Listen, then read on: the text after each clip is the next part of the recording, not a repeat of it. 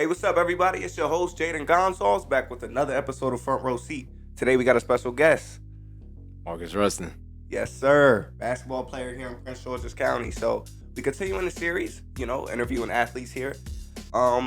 Just want to get into it with a first question. Wise varsity. You made the team 10th grade. I did. 10th grade, started off there. It was a rough year, though, because it wasn't easy trying to make the team because I had, like, 3 different other guards ahead of me. So the coaches wasn't even really looking at me. But then I started in tryouts. I was locking up they starting point guard. So, like, they was like, oh, yeah, we got to have him on the team. Wow. And you're a senior now, right? Yeah. That's what's up. So, in the last few years, how have you progressed on the team? 10th grade started off bench warming, getting in for, like, 2 minutes, maybe 1. 11th grade, I started because it really wasn't anybody else ahead of me at that time. So, and I was mostly just playing defense. I couldn't really score that much. And then 12th grade, ended up starting again. Now I'm like captain of the team, scoring a lot more, leading the team.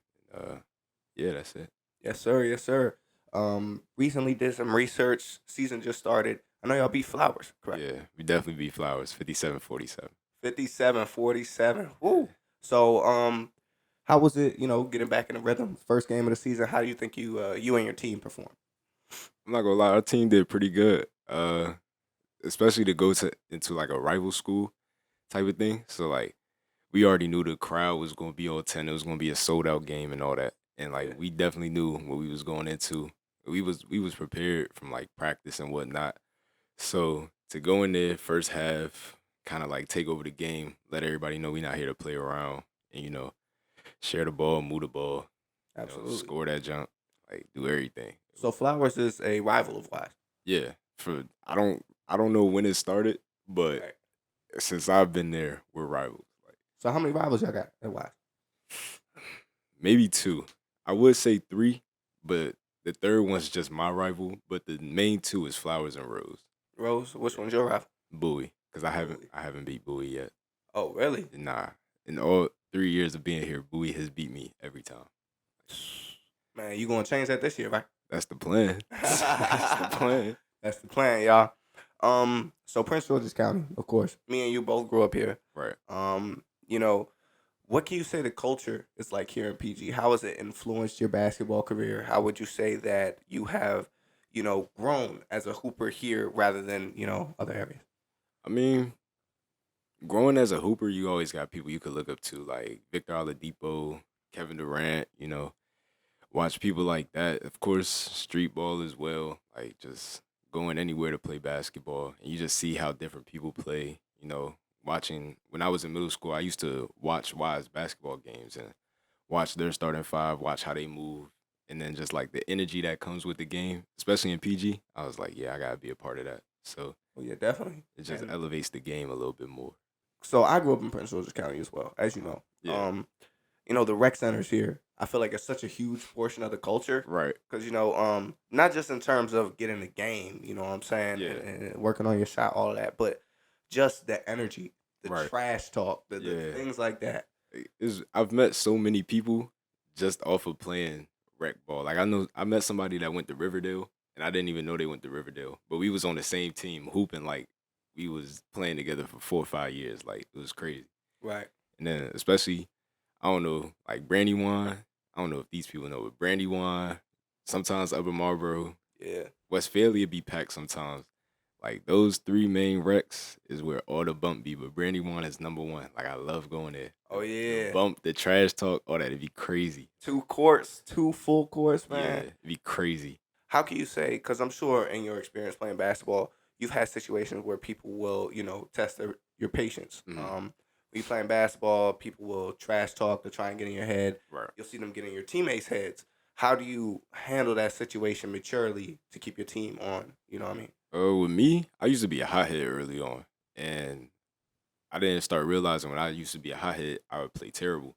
So I was like, all right, I'm gonna just block out that noise, and I don't really trash talk, but when I do, it's not to anybody in particular. It's just me getting myself hyped up. For my teammates, it depends on what type of player I'm dealing with or who I'm interacting with that's on my team. Cause like sometimes they could be a hothead too, but maybe that's just how they are. and Right. you don't see a drop off in their game or how they play. Most times they'll be trash talking, and you can see them about to like get into a fight or something. That's when I'll like step in and be like, "Yo, we gotta chill," or the ref will tell me something like, "Yo, your teammate gotta chill." I'll talk to them, but most times, like sometimes I'll let it rock. Like we don't really care about it as a team. We don't really care about it, and just as a player, I don't really care about the trash talk either. Right. Just staying focused. Yeah, And digging into your resume, seeing your basketball career so far, I see that you played for Team Durant. I did. How was that? It was weird. So like fifth grade started off playing with Team Durant, and that was off of a random. Like I was playing for the county at first, Upper Marlboro Mustangs, and then the coach came. He was like, "Yo, we like your game." So that was my first year really playing like travel ball. So like we went to nationals and all that, and then I think after that year I had left and I came back in seventh grade. But in seventh grade, my coach was horrible. Like Oh, his name was Tony Durant, so it's Kevin Durant's like I think big brother, little brother. I don't remember, but like it was horrible. My knee was messed up, and like I'm still trying to play on it, but I wasn't even playing 100%. So everything I did, it was either slow or it was just mad unathletic, and right. he didn't understand that. So that's when I went back, it wasn't really a best experience. But that first year in fifth grade, I loved it. And That's what made me fall in love with basketball. that's really commendable. At such a young age, you said seventh grade, Yeah, correct? To deal with an injury that young and still bounce back. right, With that being said, injuries, they're part of the game. Um, Part of the game everybody hates, but yeah, you can't avoid it. And whether it be twisting your ankle or breaking your arm, I feel like when it comes to things like that, every player has to, I don't want to say prepare for it, right, but you have to be ready and know, like, I'm going up for this layup. Maybe I have to tweak my landing so I don't hurt myself, things right. like that. So, when did you kind of realize you had to be more mechanical with your movements to make sure you stayed healthy? You know, Um, to be honest, I don't even really think about that in the game. Like I don't think about getting injured because if I think about it, it might happen, and I'm gonna be mad that I thought about it, type of thing. So whenever I go into a game, I know I've prepared myself enough, or I've did enough stretching, I've done enough workouts to be able to take all the hits and bruises that come with the game. And like when it comes to jumping, if I jump and I land wrong, I've landed wrong multiple times and it hasn't been anything tragic, knock on wood. But like I don't really think about that because at the end of the day, what's his name? Braun said something. He said something like he doesn't think about being hurt. Like whenever he says he's hurt, he doesn't, or whenever he knows he's hurt, he doesn't think about it because it's right, all in the right. mind type of thing. So I don't Mind over really think matter. about that. Yeah, like my knee's been hurting for a while. The same one that I injured in seventh grade has been hurting for a while. I don't really think about it because when the game comes, ain't nobody thinking about my knee. Right. They just thinking, are we gonna win the game, or are you gonna be able to do what you could do? And that's how I just carry myself. And being a student athlete, I know there's a lot of responsibilities that come with that. Right. What advice could you give to other basketball players your age and younger than you to balance your studies and your athletics? Uh, with the studies, for real, it's all about just paying attention in class and being with a group of people in each class or just in general that had the same like grind that you have. Like in one of my classes, it's like a whole row of us. We all athletes, but we still like get our work done type thing. Like you got the answers, yo, I got the answers. Oh, you need help, yeah, I got help type of thing. Right. And like staying focused on your craft, you gotta work that in between, whether that's push ups, working out, or even just watching the game. Like you never know how much watching other people play basketball makes you better at basketball. Like it really it really does something to you. I'm not gonna lie. So, in terms of watching basketball, would you say that you watch film? But yeah, I watch a lot of film, whether it's me, whether it's other players, like even street ball. I watch street ball sometimes just to see like how are they creative or how could I add that to my game. And like sometimes I'll be playing outside, I see something that I saw on YouTube, I'll be like, I'm about to just try it, see if it worked. And if it works, it works. If it doesn't, just do it again. Like that's how I think. So, what moves could you say that you seen on video and then you tried to reenact it and went smoothly and you used it in the game? All right. So this is perfect. Right. Russell Westbrook has this crazy transition pull up. Oh yeah. I don't know if you've seen it, but there was a video of him just doing straight transition pull ups, not even off the glass. Like he'll full speed, stop, just pop that jump, right? Mhm. I think in one tournament, actually a past tournament not too long ago, he was in like this border league. I literally played the whole game. I drove to the basket maybe twice, but everything else was just straight pull ups. Like ever since I watched Russ do a pull up, I was like, I gotta do a pull up like that, jump like that, shoot like that, everything. Right Move on the that. brakes. Yes, on the boom. breaks. Like it was one game. Actually, it was just that Flowers game. I came down. It was a big in the paint, and it was maybe like still early in the first quarter, 2-0. I come down, just shoot it, like just like it's nothing. Because Right. at that point, it's muscle memory, so I don't really have to think about that. Because I watched him do it. I know I could do it, so I just go out there and do it. Russell Westbrook's a great player. You know, top 10 point guard all time in my book. Yo, I love that man. I'm not even gonna lie. I love that man. Bro. He's the reason I'm playing. I'm gonna be so honest with you. From wearing number 0 to having the tights that you know what I'm saying, the 3/4 Yeah. tights, the shoes, trying to dunk with my right hand. I'm left-handed and I try to dunk off 2 feet with my right like he do. Like it's crazy. Everything I did has except for the height. I don't got the height. He Right. got that. But everything else is literally mirrored after him. Like it's crazy. Would you say there's any other players besides Russell Westbrook who influenced your game? Kobe. The thing about Kobe, it was his mid range. Like I never seen something back to the basket and then just turn and it's still fluid. Like so his mid range was crazy. I loved his mid range. And then just his mentality, of course. Ron, he don't really have a bag, but like his bag is horrible. I haven't seen him really do something crazy yet, but like just him being strong, just bodying people to the basket. And, you know, he do this little thing. Yeah, he started flexing and whatnot. That joint was fun. And like just him dunking. Like I always thought like, yo, if I could dunk like Bron, he going to the league. I haven't dunked like Bron yet, but I could dunk. Don't get it twisted.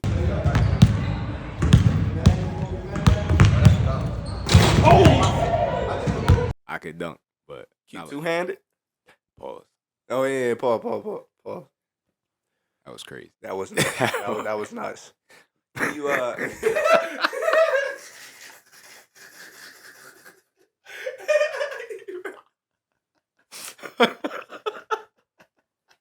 Hey, pause, yo. But can you how many can you dunk with right, left, and both?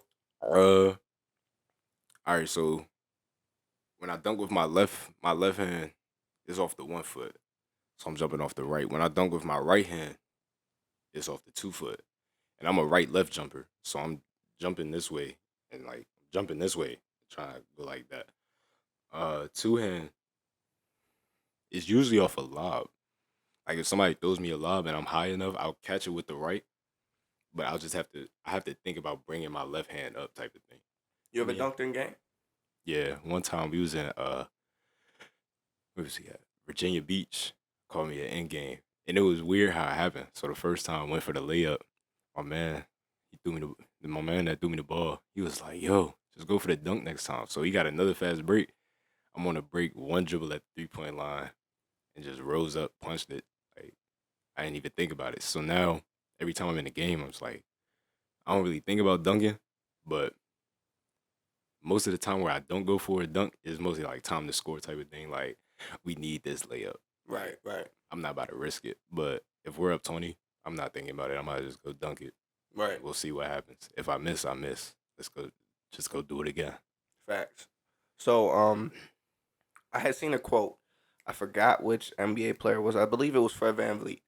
And he said, for guards who don't necessarily have that 6'2" plus height, you have to be able to play great defense. Would you agree? Of course.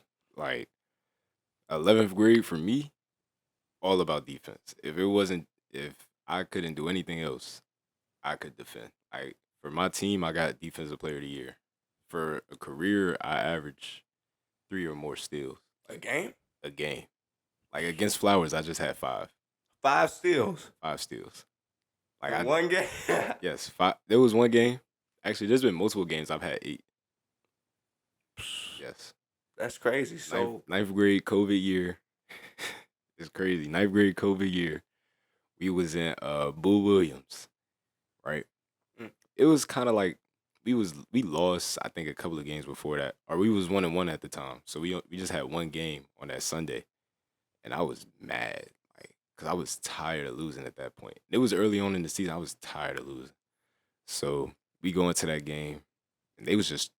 It felt like they was just giving us the ball, and I was just there every time. Like somebody had the ball, boop, give me that. You ever seen that Kevin Garnett joint? He was like, "Yeah, I'm guarding Mike Jordan." I said, "Hey, if you go back left, I'm gonna take it." He yeah, said, yeah, "Boop," took that joint. He started talking trash, but nah, it was like 8 steals, like just off of. Oh, you throwing the ball here? All right, bet I'm about to go get that. Or all right, you about to bring it in the paint? Give me that. Like just simple stuff. Like 8 steals. That's crazy. that's nuts. I That is. cannot lie. What inspires you to really play defense? Because the game today, everybody's so focused on scoring, being Curry. You know what I mean? What encouraged me to play defense? Playing time. I'm not gonna lie. When I figured out 10th grade, I wasn't playing like that. I was like, all right, I'm gonna go into practice. I'm gonna just defend, like get steals, like make people uncomfortable, and then it's carried over ever since. Like people always told me, they be like, oh, you can score the ball, but can you defend? People always told me early on in the years before high school, they was like, yo, your defense is terrible, and have to like really sit there and look at it. And I be telling like, nah, my defense is good. I look back, my defense was terrible. Like it was bad. I was getting shifted everywhere. Like it was bad. And you realize that from watching film. Nah, just most of it wasn't even watching film because back then I didn't really watch film. I didn't Right, I right. didn't love the game like I do now. Mhm. So at that point, it was really just I'm looking at I'm in the game, and this man has scored on me like 3 times, Yeah. and it's only the first half. What are we doing? Right, right. But I'm coming down the court scoring, and one of my coaches, he was like, "Yeah, you scored all these points, but you getting beat on defense. That's fool's gold." He just said it just like that, like it's fool's gold. Like you doing all this on one side, but you don't want locking on the other. Yeah. And then he was like, "Yeah, we could have won the game if you would have just played defense." And I didn't even think about it like that. And that's good coaching. What would you say was, aside from that, of course, the biggest lesson that, this is a two-part question. What's the biggest lesson that you taught yourself Hmm. from playing basketball? And what's the biggest lesson that you feel like you were taught from a coach and you took that with you for years? The biggest lesson I taught myself is confidence. Cause at first I was I was sure of myself, but then somewhere in like 6th grade, I was I was not sure at all. Like I didn't know what I was supposed to be doing. And sort of that was kind of my coach because he wanted to change my whole play style. Like I was a fast player. I'm 100 miles per hour every play. And he was more of like a let's go 100 miles per hour, but when we have to slow it down type of thing. Right, right. So I didn't know how to deal with that. So I'm sitting there, I'm like, can I play like this? Or how do I play like this? And so I was just unsure. And I was like, hold on, you can do this. You just gotta bend the rules a little bit and Right. then find that confidence to play with. So and I was couldn't shoot at all. Or at least I thought I couldn't shoot. Because I was so used to driving to the basket now that when people was like, yo, shoot the mid range, I'm like, nah. Right, right. Because I can't. So there were times where you were really like open with the ball and your confidence was that low, you wouldn't shoot it at the time. Nah, I'd go into the paint. And then that's how my turnover started to happen. So I was like, all right, something's not clicking. So I had to figure that out early. Like just get your confidence right. And I still go through it today. Like some moments I'd be like, can I really do that? But then I just be like, nah, you're good. Right. You're okay. But with a coach, one thing, 'cause I've had a lot of coaches. One coach always told me, like, it's always the next play. Like, don't ever think about what happened before with your what am I trying to say? It's always the next play. Don't worry about what just happened. Right, Type of right. thing. So like, oh, you got a turnover? All right, go make them turn the ball over. Oh, you missed Right. a shot? All right, go get a rebound. Like stuff like that. So would you say that you pass that same message on to the younger players, the freshmen and sophomore on the Wise team? Oh, with them it's different because most people that come to Wise, they already kind of know the game. So it's Right, like I right. don't really have to teach much. I just have to make sure they're locked in. Real competitive, right, right. Yeah. So like I just gotta make sure like for them to get cool with the coaches, like, yo, that's not how you do it. You gotta do it a certain way. And then once they trust you, then you could flip the script a little bit, do it the way you want to, type of thing. Cause that's what I noticed. Uh like 10th grade and 11th grade. Like if you're the star player, you pretty much have the green light. Right. Like, and if you're not, there's a green light, but it's dim. It's really dim. So you gotta kind of play around that. Right. And um, as I would assume for you playing years, that green light has grown Yeah. with the years you played here. Um, so like, have you ever had a moment where you have felt so confident, so sure you're gonna make the shot? You might have been, 5, 6, 7 feet behind the 3 point line. You might have been there. There might have been two people in the paint. You driving something like that, where it was considered a bad shot selection. Like Mm. and you took the shot and you made it. I've had some very bad shot selections, but there is one shot. It wasn't even a bad shot. It was just, you ever heard $100 move, 1 cent finish Yeah. type of thing? It was a summer league game. We was playing my cousin Jordan. He go to Doug, right? Mhm. I crossed him up off a behind the back move, a move I've done multiple times, and I went straight into a pull up for it. He's on the ground. I knew he was on the ground, but I was like, all right, I need to get this move off Right. Right. because I'm now in rhythm. I go behind the back, I shoot it, and this is like it's a close game. I think up one. I was so mad. I shot that jump. It literally hit the back rim, hit the front rim, backboard went out. And every time I look at this play, I'm like, yo, this could have been one of like my best highlights. One, because that's my cousin. Like I got bragging rights forever. Right. Right. And that could have sealed the game. They ended up winning. So now I'm sitting here, I'm like, dang, I could have made that type of Right. thing. But if I know it's a bad shot, I'm not even going to sit there and tell myself, yo, that's a great shot. No, not at all. Right. Not at all. That accountability. And I've heard how important accountability is for, playing sports. Especially being a leader on a team, being a senior as yourself. Right. When you make a mistake or say you didn't do something you should have done on the field, on the court, excuse me. How do you handle that with the coaches and your teammates? How do you come to them and say, my bad, but then still understand and have the confidence that you the leader on this team? Um, for, for that, it's really just like a mutual thing. Like I had to tell one of my teammates, I'm like, yo, if I mess up, tell me. And if you mess up, I'm gonna tell you. So Right. I let them know early, like, you could tell me something and we could either disagree or agree. But if I'm really wrong, I'm gonna let y'all know, like, yo, that was on me. Or if I throw a bad pass, but I think you can get it, and be like, you could have got that one, but that's on me. That's on me. Like, I'll tell them that straight up. Because I'm not above nobody. At the end of the day, we a team. Right. So And so I'm sure tournaments, growing up, I had cousins who played basketball, so I would always go to their tournaments, you know, and the vibe there was always so, you got schools here sometimes from different states, mhm. Um, what would you say is the biggest tournament you've been to, the most iconic in terms of your basketball career? Hmm. The most iconic one. I've been to a lot. Right. It's certain cities I've been to, like Atlanta. The main one I always go to is Virginia Beach. That's Boo Williams. Like Boo Williams, that's where they hold EYBL. They hold everything there. Like EYBL. What else? They hold something else. I think Made Hoops or something like that. Yeah, they hold a lot of those tournaments there, and it's not even a big gym. It's only 8 courts in that one facility. Oh wow. But like the teams you play, they're tough. They always bring a crowd. Uh, you'll see another court. They dunking in warm ups, doing all that, and then just having a lot of people there. Like you got random people that have never seen you watching your game because they're just waiting to play next type of thing. Right.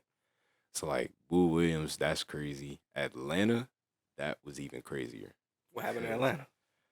Because in Atlanta I was hooping. I'm not Ooh. even gonna lie. In Atlanta, I was in my bag. But that was even crazier because like it's in like a coliseum type of thing, or not a coliseum, a convention center. Right. So you got 20 to 30 courts on just one level alone, type of thing. So like, Wow. yeah, it's crazy. How many people were there in the stands?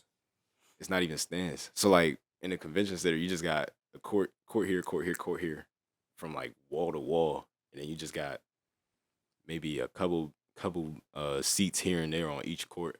So like for real, if you have a team that got a lot of players and every single parent comes, the chances of you finding a seat if you're late to that game is slim to none. You're gonna be standing and Yeah. watching that game. But like just is different because a lot of whistles going, a lot of basketball being played. So you really gotta stay locked in on your court type of thing. And it's loud. Like don't let somebody get punched on. The whole convention center is gonna hear you.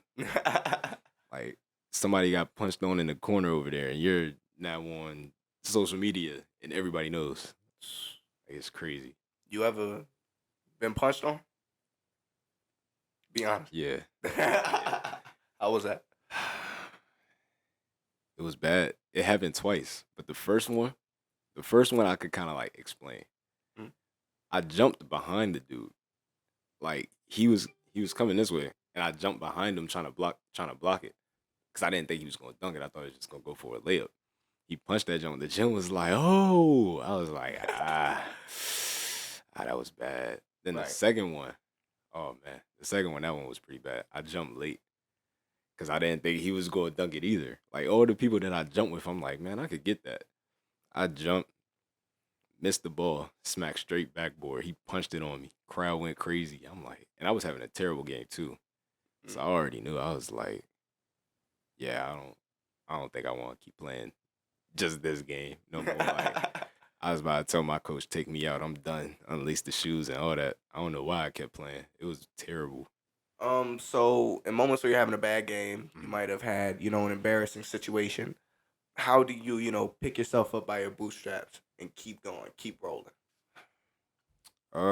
Sometimes it's kind of like if I'm having a terrible game and I know it, I'll try and just do something else. Like if I'm not scoring, all right, let's go play defense. Or if my defense is horrible, probably just sitting on the bench. That's really what I. And then when I get back in the game, it's like, all right, let me lock in on defense, right? Right. So like, so sometimes my teammates would tell me, they'd be like, "Yo, you good?" I'd be like, "Yeah, I'm straight." The whole time I'm not even there. Like I'm just. So then it's also like I gotta get locked in again. Go to halftime, think about it, not really say anything. Just kind of like let that first half settle. Or sometimes I'll look to my parents because like my dad, he'll tell me like sometimes he'll be like, "Yo, let's go, like let's pick it up." Or if I'm already there, if I already have it picked up, he'll be like, "All right, what's next?" Like you can't let it drop off. So bad games is actually pretty good. It's really good for my mental because it keeps me locked in. Like Right. you have a bad game, all right, who cares? Play better. So kind of turning a negative to a positive. Yeah. Mm. So recently, last week, I just went to a game, Largo versus CMIT South, Hmm. and I saw Cam Ward play. Had a great game. How do you adjust to playing guys like that? Guys that, if he's going up for a dunk, there's nothing anybody on your team could do about it. How do you guys adjust and kind of, work around and try and defend this guy? Players like that, not even just Cam, just players that can get hot in general. You have to do your work early. Like you have to you have to get in their head in the first quarter. You can't let them get two buckets and then be like, all right, my job is done. No, that's not gonna work. Right. Like players like me, I'm not trying to hype my head over nothing, but like you can't let me see two mid range shots go in and think you've done your job. Yeah, now you about to turn up. Nah, like because now you got to expect this third one, but you don't know when it's gonna happen. So like with players like Cam, all right, he got this first dunk. he's probably already thinking like, yo, let me get this second one because that first one was great. So let me go ahead and get this second one. Or he hits that first three. Like, all right, bet. Let me go hit this second three. Right. You can't let players that are that good get too locked in because then it's gonna be a long night for you. We're going to be right back with you on this episode of Front Row Seat. But first, a quick word from our sponsors, Sable's Coffee.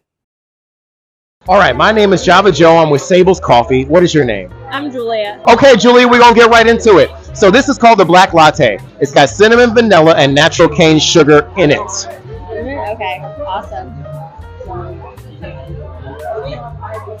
Ooh, that's sweet. That's sweet. That's good. This is like, it kind of reminds me of Cuban coffee.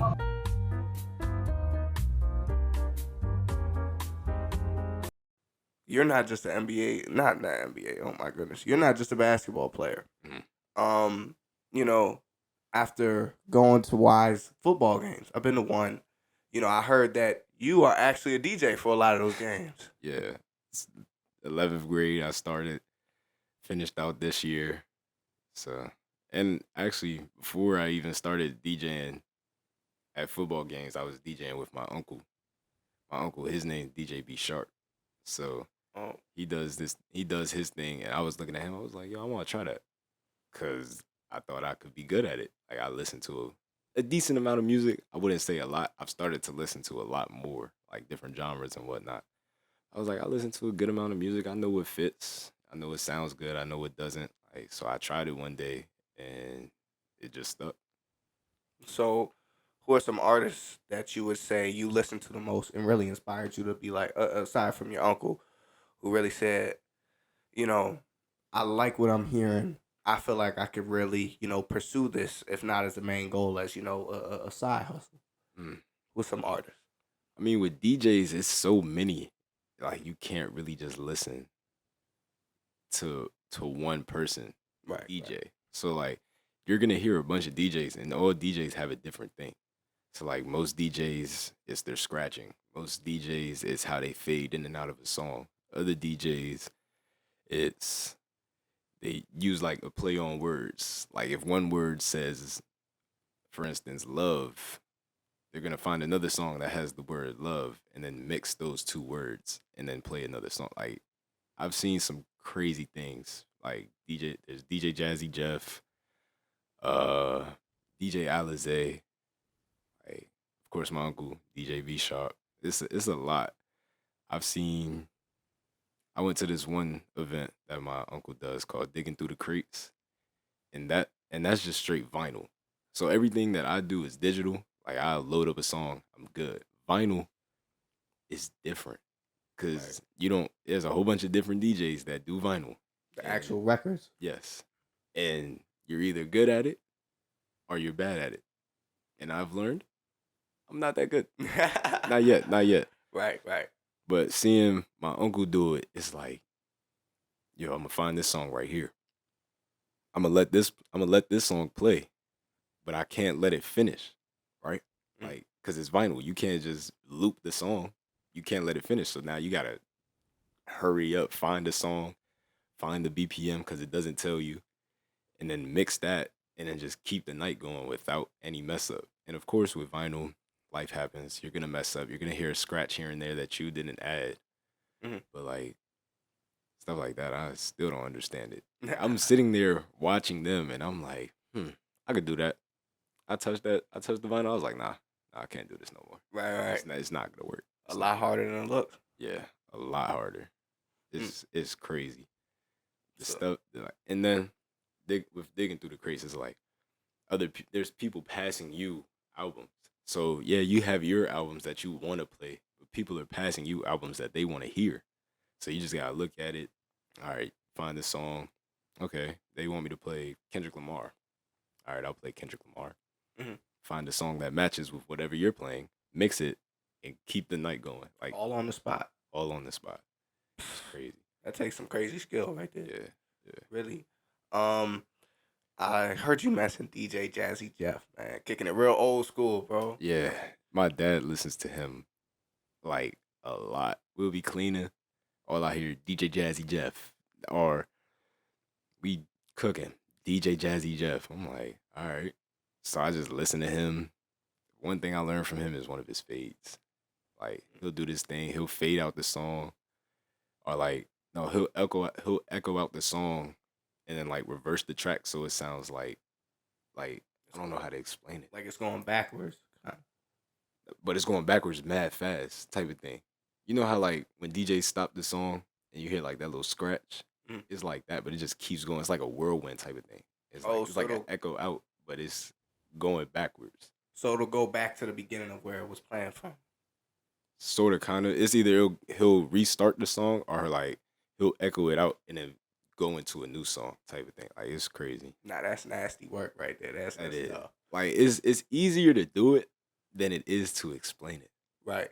Like if you see a DJ's hands, you're probably gonna be sitting there like, yo, what?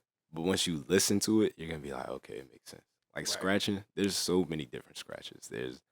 You could double time scratch. You could just do the little, you could do that. Like, there's so many different scratches. Like, if you just look at the hands, you're gonna be lost. But if Right. you just listen to the music, you're gonna be fine. So who are your favorite artists of the past and your favorite artists today that you like to mix whenever you're DJing? Out of the past, Give me 5. Give me your top 5 artists that you either if you have or you want to in the future. we going R&B and hip hop, or just Everything. all right? So R&B, I mix with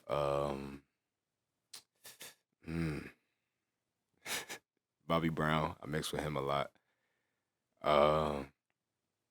R&B. Bobby Brown is heat. Every little step I take. Yeah. Nah, that's heat. Cause R&B is a lot. Like even the ladies too. I'll do some Mary J. Blige sometimes. So many. There's so much R&B. A little bit of Usher. Mm. I might do some Usher here and there. If you wanna say Chris Brown is kind of on that older side, we could say that. I guess. Definitely. I guess. So what's that? 4? Yep. One more. 4? One more on that. That's a tough one, cause I mix with a lot of people, but that 5th one for R&B, that's different. I can't really even get you that one. You couldn't? Who's one R&B artist that you would like to mix with in the future? That I would like to mix with. It's too many. Like Too many, it's too many too many songs to even think about. The one person I really want to master, Michael Jackson. Like if I learn how to mix Mike Jack into like a rap song or just even a different genre, if I can figure that out, we'll be fine. Oh yeah, that's the GOAT right there. Like there's one song I want to mix with Mike Jack and Stevie Wonder. Like I want to mix those two together, but I just can't figure it out yet. Which 2 songs? I don't even remember. I think with Stevie Wonder is I don't even remember the Stevie Wonder song. I would literally have to be in front of my computer to like even tell you. Right. 'Cause, like Mike Jack, all his songs, his BPM is fast. So like Rock With You, that's a little bit on the slower side, but like Day and Night, Beat It, all that. yeah, that's on the faster side. And Stevie Wonder, most of his songs, you'll have some in the middle, but all the other ones is like it's kind of upbeat. So My mom loves Stevie Wonder. Thinks he's, and that's ironic how a blind man is arguably one of the best songwriters. is he really blind? Is he? Yeah, we don't know yet. That's a good question. Is he? You gonna figure that out? You gonna figure that out? Cause I don't think he is. There's been some times he a little sketchy. But nah, let's see. Hip hop. That's a tough one. You can always say Biggie. Oh, always. I always like to do this little, cause Juicy's a sample, so I'll mix the Juicy sample with the actual song just to like let people know like, yeah, I know my music. Sure. Tupac. I love doing Tupac. Tribe Called Quest. Oh, that's my Midnight Martyrs is my album. Yo, my dad has put me on a Tribe Called Quest. There's this one song he put me on too called Footprints. Oh, As we start trudging. Yeah. Yo, I was listening to that jump. And it was one day I thought I didn't know the lyrics. I started rapping. I'm like, as we started trudging, me and my brothers, we be looking and be bugging. Vehicles of life, they be rolling it. Yeah, you know what I'm saying? Rolling and we rolling. Nah, that's hard. A tribe is Yeah. nasty. So Biggie, Tupac, Tribe. There's a I like doing Kanye. Kanye, cause his beats is like there's a life to that beat. Absolutely. So like you could mix that.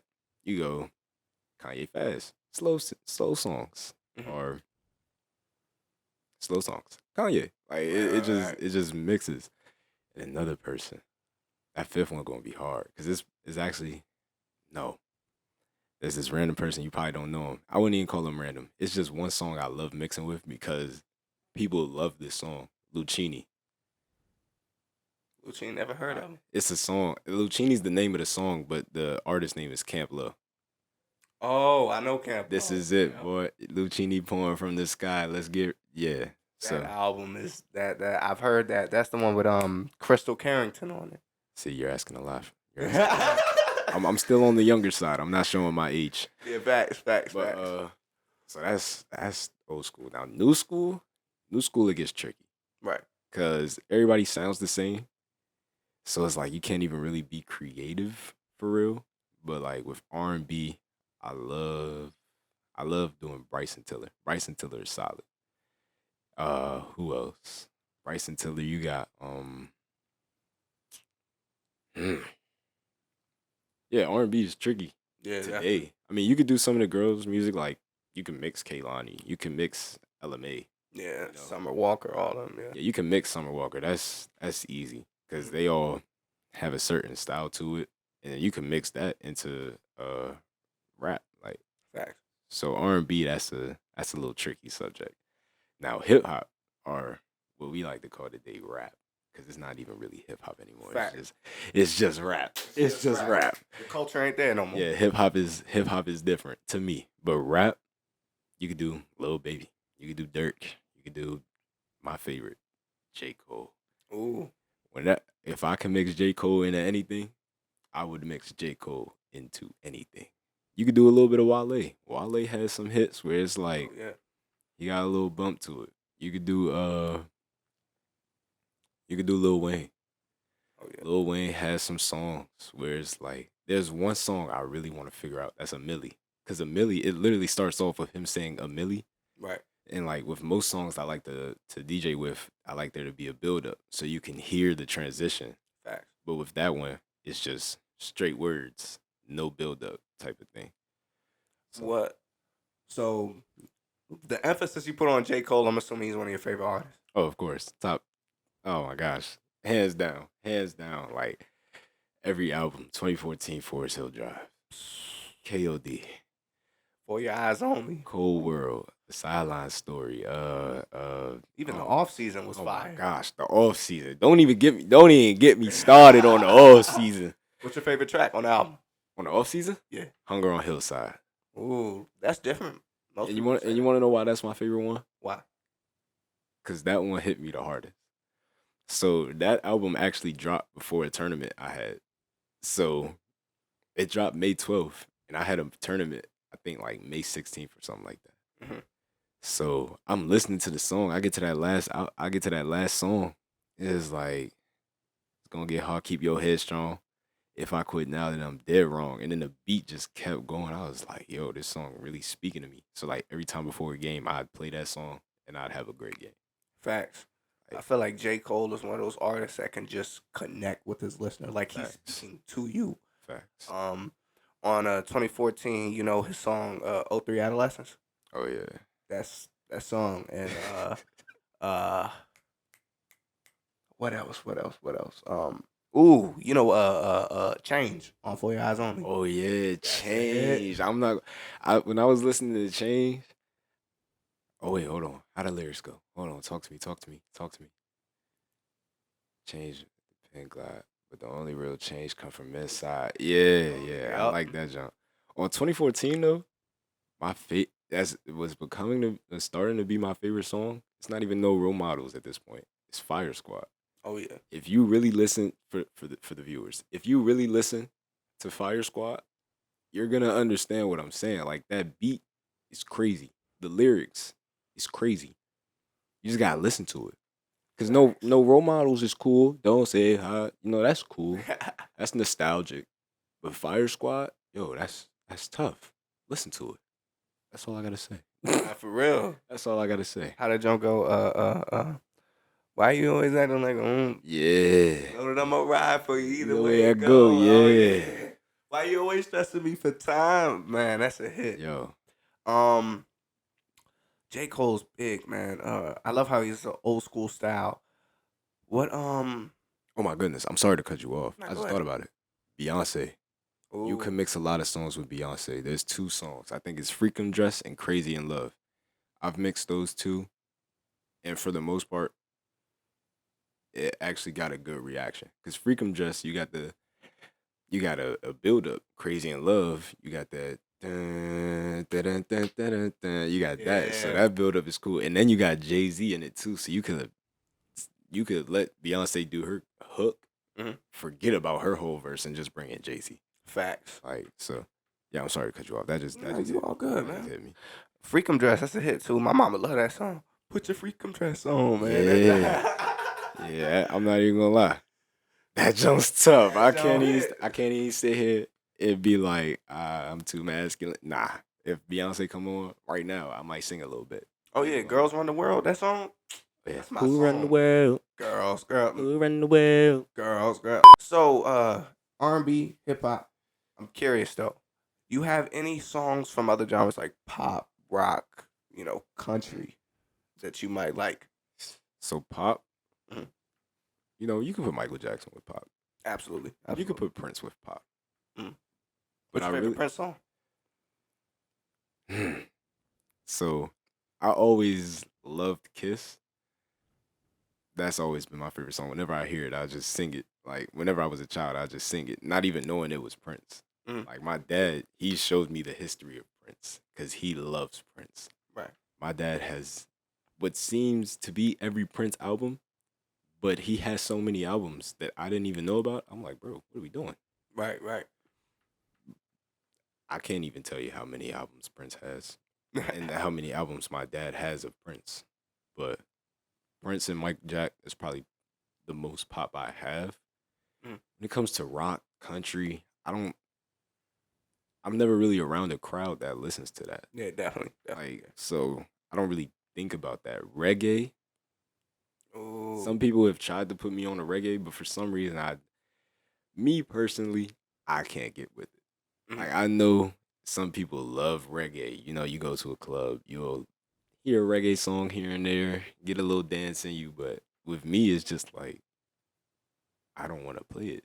Right. If you request it and I have it, maybe I'll play it, but I just don't want to. And being here from Prince George's County, DMV, go. Yo, go actually, I never really wanted to play go either until I realized, yo, I'm in PG County. Right. People actually want to hear go. Like, I think at one of the games, somebody was like, yo, you got a t-shirt? I was like, no, I don't. He was like, yo, what are you doing? You need to get that. Like, so I got it, played it, good reaction. So part of this learning curve that I'm having with DJing is like, you got to be prepared. You got to have at least a good amount of songs in each genre to where it's like, if somebody asks you like, yo, you got this, you could be like, yeah, I got it. So that way you can hit all genres, all people. Mm-hmm. So that's what I've been trying to learn. It's going to take a while though, because I'm not folder at all. Ever? You can't? Never. Man, we loved having you here on the show. Before we wrap up today, one other question. Mhm. Growing up here in Prince George's County, I'd say we're like nowhere else in terms of culture, man. And Yeah, we're different. I'm not even, different. I can't eat, yeah. Oh man. We have to be the most random, like, if New York is random, you could go ahead minus that by like 10, and then you'll get us. Like, we're that random. Like, oh man. Man, living here, Oh. how would you say throughout your career, you have a bright future ahead of you. in sports and DJing and anything that you pursue. Thank you. How will you take Prince George's County and everything you've experienced here and all the lessons it's taught you, and how will you take that with you and use it to elevate where you came from? You see, part of me is gonna sit here and tell you I don't want to take this with me, because as good as it is, it's a lot of bad that comes with it. But best believe I'm gonna wear the DMV on my sleeve wherever I go. Like, people ask me, "Yo, where you from?" From the DMV. Don't get it twisted. Oh, what part of the DMV? PG County. Facts. People ask me, "Oh, what school did you go to?" Oh, I went to Wise. Like, I'm gonna say that with no regrets, no shame, none of that. But like, for me, elevating myself, I don't think I could fall back on PG. Yeah. Like, I'd have to find new things or meet new people from different places to elevate myself. Because with being in PG County, you always hear that person like, "Yo, I can't wait to get out of here." Facts. 10 years later, they're still here. Still here. Like, and that's my plan. I don't want to be here my whole life. Like, I've been to other places. I've been to Atlanta. I was in Buckhead, Atlanta. Buckhead, Atlanta is great Right. for unspeakable reasons. But might I say, Buckhead, Atlanta is great. I love the vibe there. Mhm. I want to explore. I don't want to just be stuck in PG. So like, yeah, I love PG, but I don't want to fall back on that. I want to Grow. I want to grow. You Yeah. know. Yeah, that's all I got. It's very respectable, man. You know, me and you both growing up here, I can say that I can completely understand where you're coming from. There's a sense of pride being from Prince George's County, but there's also a sense of like, no throwing shots on us, but there's things we gotta work on. Yeah. There's things we gotta work on in our culture, things we gotta work on. And anybody who says, "I see myself getting to a certain level of potential, but I might have to leave home," Right. nothing but respect, bro. Yeah. That goes for anybody. If you want to elevate yourself, I don't care if you're in Atlanta, New York, doesn't matter. You're gonna have to leave where you are. Like, Facts. that's pretty much, when you think about it, that's pretty much what college is for. Like, you want to you want to leave home, go to college. You don't have to be home. You're in a dorm by yourself or with a roommate. Figure it out, type of thing. Yeah. And then you go back home, you figure out like, all right, I don't really want to be here. What's next? I gotta figure out something to do that could get me money or that makes me happy. So that way it feels like I'm not really working, but I'm still getting good money at the same time, type of thing. So like, Absolutely. that's what I plan on doing. For real. And that's a great plan, man. Y'all heard it here first on Front Row Seat. We are looking forward to seeing you in basketball and in DJing in the future. We know we're going to see you, bro. We appreciate you hopping on the show, man. Thank you for having me. For sure, man. And we're going to catch y'all next time on Front Row Seat. Peace.